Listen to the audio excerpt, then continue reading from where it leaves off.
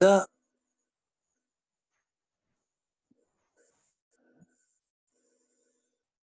mm, Esto muy interesante de la FAO. La FAO es la Organización de las Naciones Unidas para la Agricultura y la Alimentación, que dice que el término desarrollo sustentable conserva el suelo, el agua, los recursos genéticos animales y vegetales, no degrada el medio ambiente y le mete unos componentes muy interesantes también, que es técnicamente apropiado, económicamente viable y socialmente aceptable.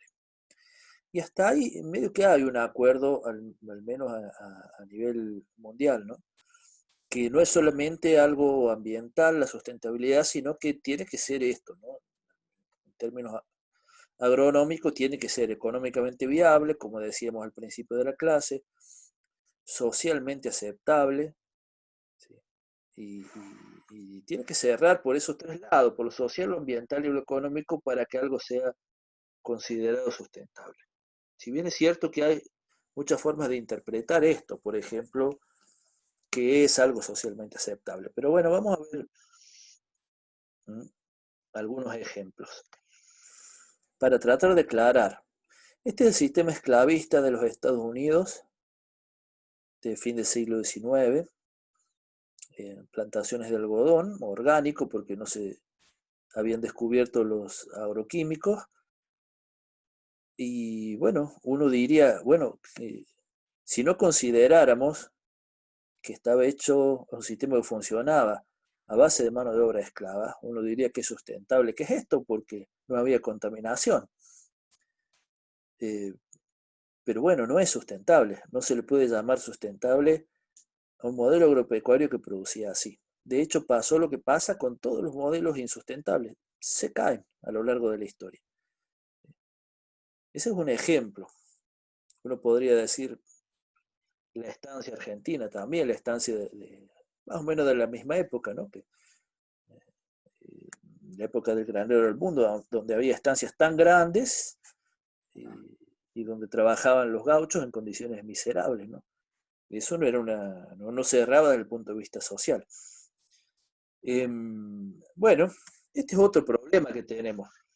Le pusimos abandonismo por ponerle un nombre, pero esto no es tampoco algo sustentable, como decíamos, si no produce, no es sustentable, porque necesitamos que los campos produzcan y que produzcan bien. Entonces, si yo no hago nada en el campo y dejo que venga solo el yuyal, y tampoco es una actividad que se lo pueda considerar sustentable. Tienen que cerrar las tres cosas.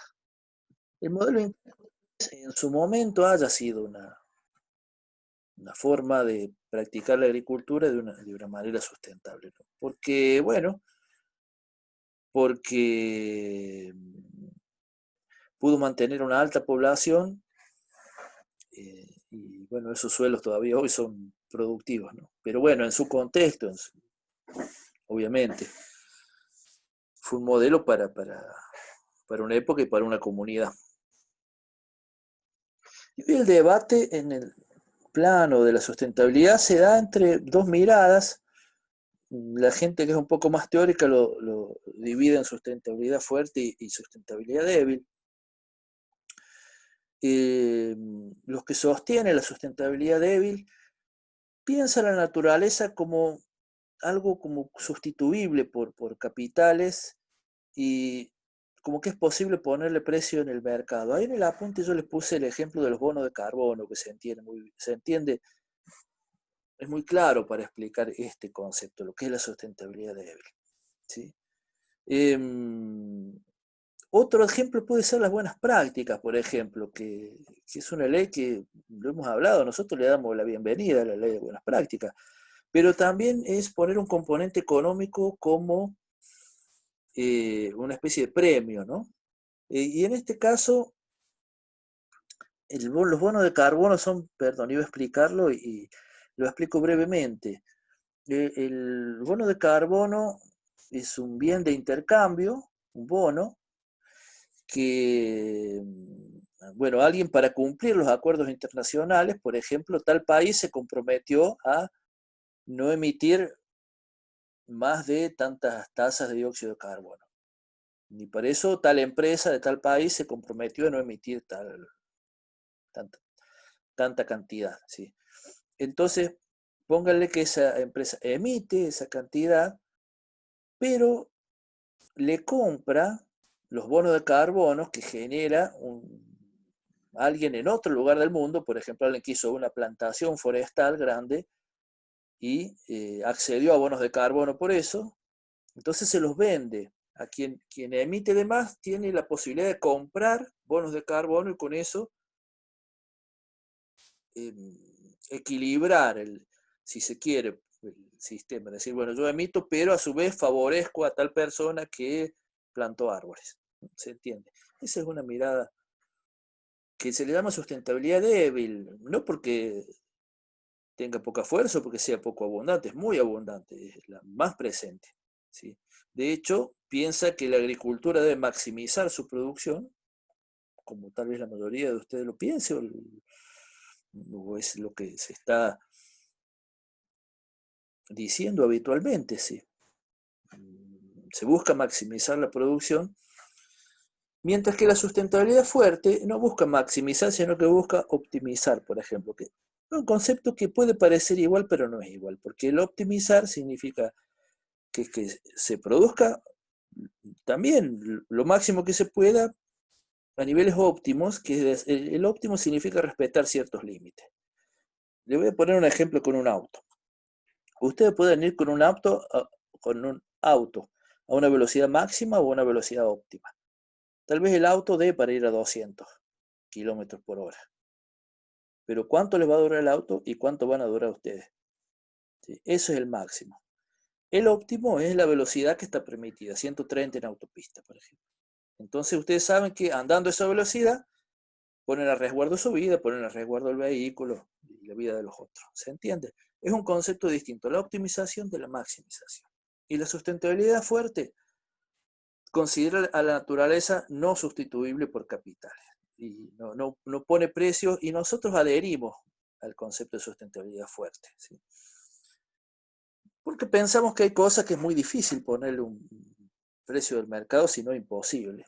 Por ejemplo, la extinción de una especie. ¿Cuánto vale? ¿Con cuánto dinero puedo recuperar una especie extinta? Con nada.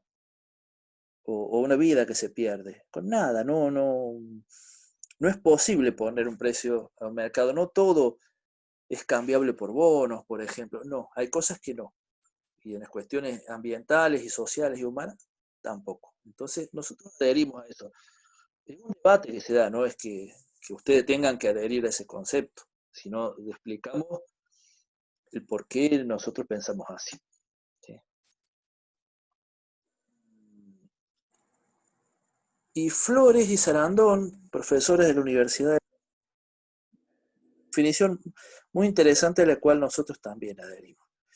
La primera parte es más o menos parecida a lo que se vino viendo, ¿no? Que la agricultura sustentable debe ser suficientemente productiva, económicamente viable, ecológicamente adecuada y cultural y socialmente aceptable.